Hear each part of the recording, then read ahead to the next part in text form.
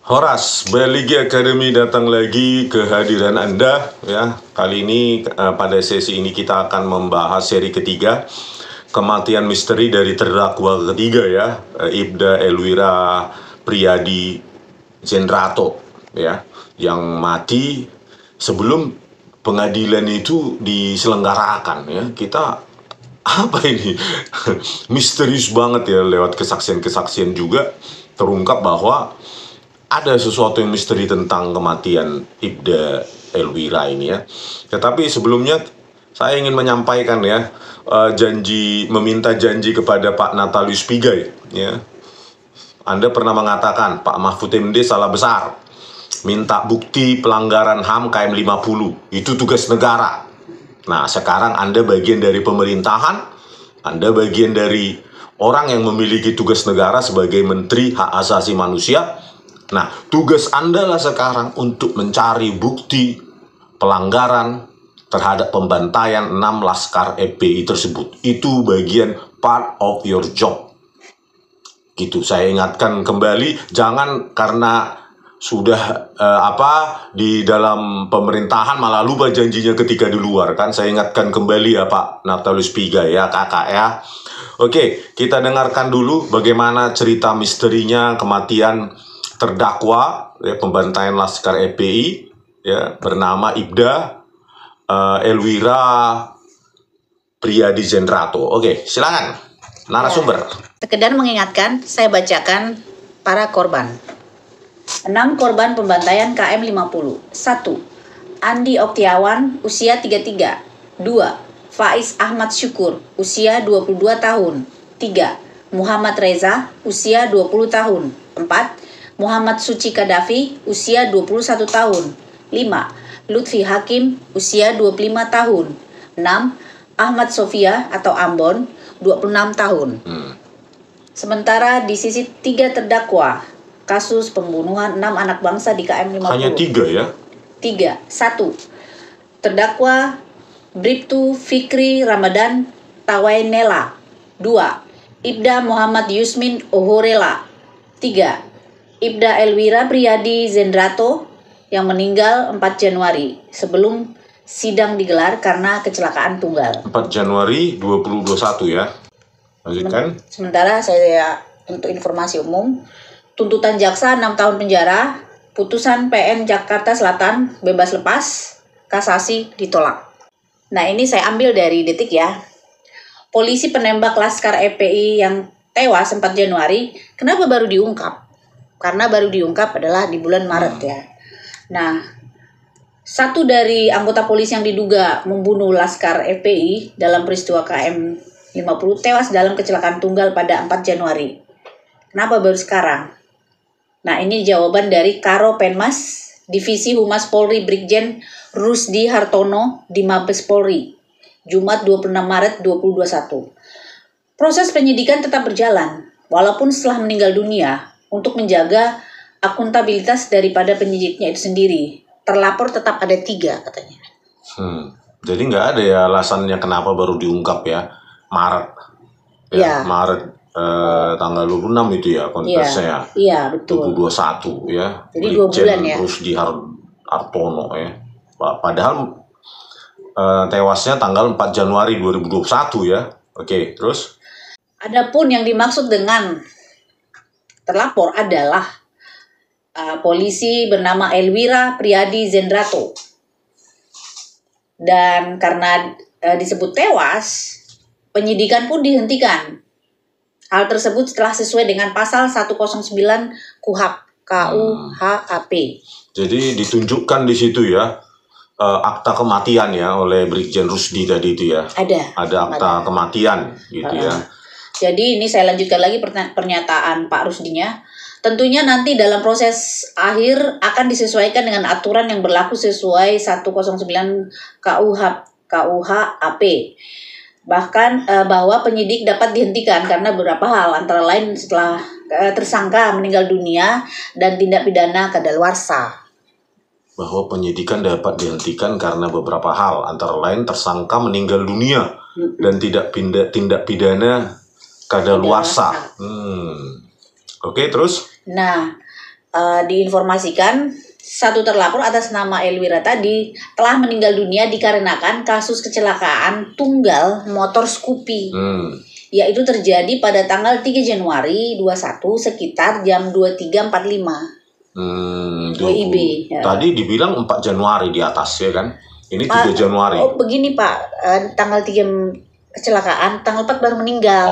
Nggak gitu langsung. ya. Ini Dirawat. soalnya 23.45 katanya ya. Iya, dirawat dulu maksudnya. Menjelang tengah malam. Terus? Nah, berdasarkan akta kematiannya, Elwira Zendrato tadi lahir di Gunung Sitoli, Sumatera Utara, 9 Mei 1983. Terakhir kali ia menggenggam pangkat Inspektur Polisi 2, IPDA. Nah, akta kematiannya sendiri diterbitkan di Jakarta Selatan oleh Dinas Kependudukan dan Catatan Sipil DKI Jakarta. Nah, akta kematian itu terbit pada 22 Januari. Akta kematian terbit 22 Januari 2021. Diteken oleh pejabat pencatatan sipil Budi Wibawa. Padahal tewasnya 4 Januari ya, 2021. Ya, berarti ya. Pukul 12.55 WIB. Terus?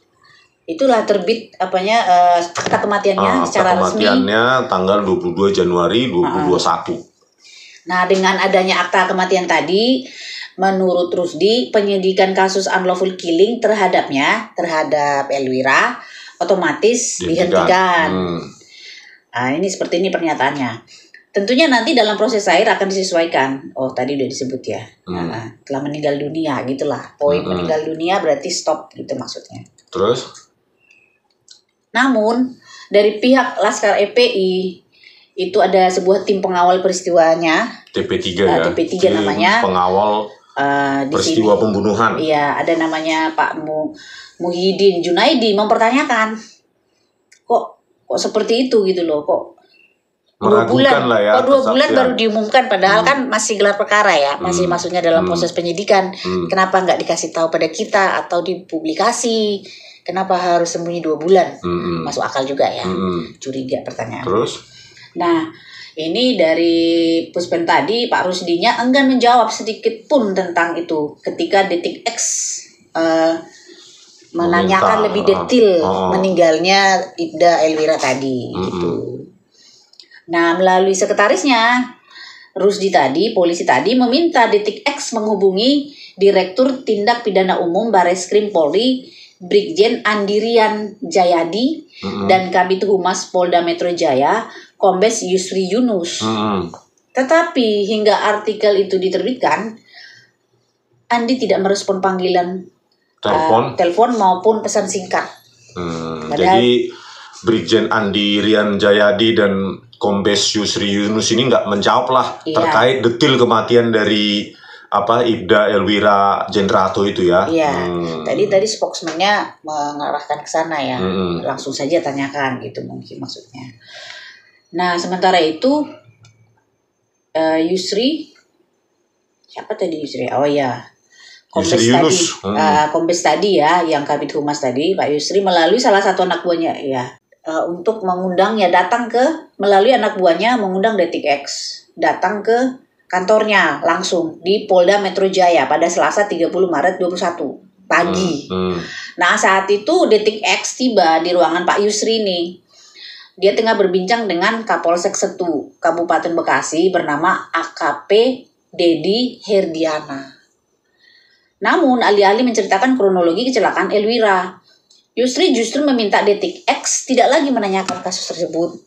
Oh, jadi Kombes Yusri Yunus ini, Kabid Humas Polda Metro Jaya malah meminta Detik X untuk tidak menanyakan lagi kasus tersebut. Jurnalis Detik X dipanggil, tapi justru di sini. Terus jawabannya itu, kita juga belum dapat detail itu katanya ya. Iya, seperti kita lagi sibuk urusi terorisme. Gitu. Alasan ya.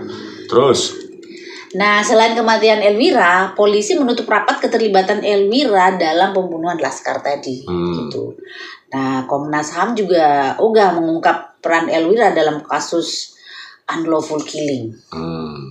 Kok bisa begitu ya? Kok bisa ya Komnas HAM? Ketuanya siapa? Komisionernya itu? BK Ulung Hapsara itu ya? Ya, ketika itu BK Ulung itu. Terus lanjut? Nah, katanya seperti inilah dari Komnas HAM yang bernama Pak BK Ulung ini bilang, saya tidak mau mengatakan yang meninggal itu apakah sudah diperiksa atau tidak, tetapi kami intinya sudah meminta keterangan semua pihak yang terlibat, begitu saja. Jadi kurang memuaskan bagi jurnalis Detik X, ya. dan kita juga masyarakat kurang ya jawaban seperti itu. Nah, Detik X mencoba menelusuri TKP ya, tempat kejadian perkara kecelakaan tunggal yang disebut oleh pihak kepolisian tadi itu. Nah, lewat aplikasi pemetaan web, Google Maps tidak memunculkan hasil pencarian dengan kata kunci sesuai yang diumumkan oleh Rusdi. Kata kunci jalan ya? Iya, yang jadi oleh Rusdi tadi itu.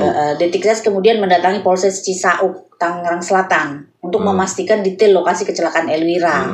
Nah, Kecamatan Setu itu berada di wilayah hukum Polsek Cisauk gitu. Namun Kapolsek Cisauk AKP Fahad Hafidul Haq sedang tidak berada di ruangan saat hendak diwawancarai. Seorang petugas di Polsek Cisauk bilang di wilayahnya tidak ada nama Jalan Bukit Jaya. Sebagaimana disebut sebagai lokasi kecelakaan Elwira. Jadi lokasi kecelakaan yang disebut oleh Polda Metro Jaya itu Jalan Bukit Jaya tidak ada gitu ya? Tidak ada. Kata seorang petugas di Polsek Cisauk. Ya.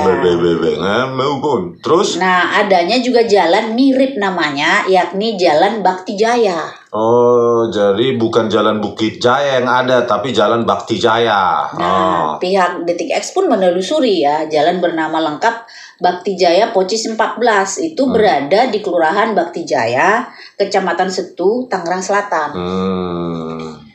Nah, berdasarkan penelusuran yang dilakukan, lebar Jalan Bakti Jaya itu tidak lebih dari 6 langkah kaki orang dewasa.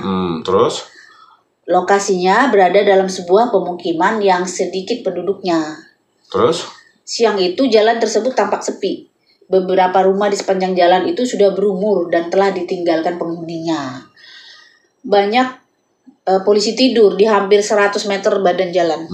Banyak polisi tidur di hampir setiap 100 meter. Kok bisa kecelakaan tunggal ya kan? Udah begitu lebarnya hanya 6 langkah kaki. Terus banyak polisi tidur setiap 10 meter, nggak mungkin bisa kencang.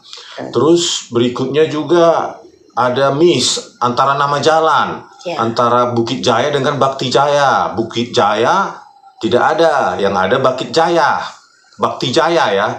Bukit Jaya dengan Bakti Jaya. Aduh, parah. Nah, tidak berhenti di situ. Pihak Detik X juga menanyakan warga sekitar ya, yang bernama Faris, seorang pedagang masakan Padang di Bakti Jaya. Juga mengaku tidak pernah mendengar adanya kecelakaan motor Scoopy di Bakti Jaya.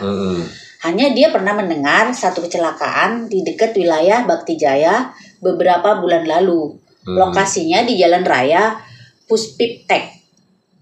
Jadi nama jalannya beda ya. Jadi si Faris ini ya, seorang pedagang masakan Padang di Bakti Jaya, tidak pernah mendengar ya adanya kecelakaan motor Scoopy di Bakti Jaya.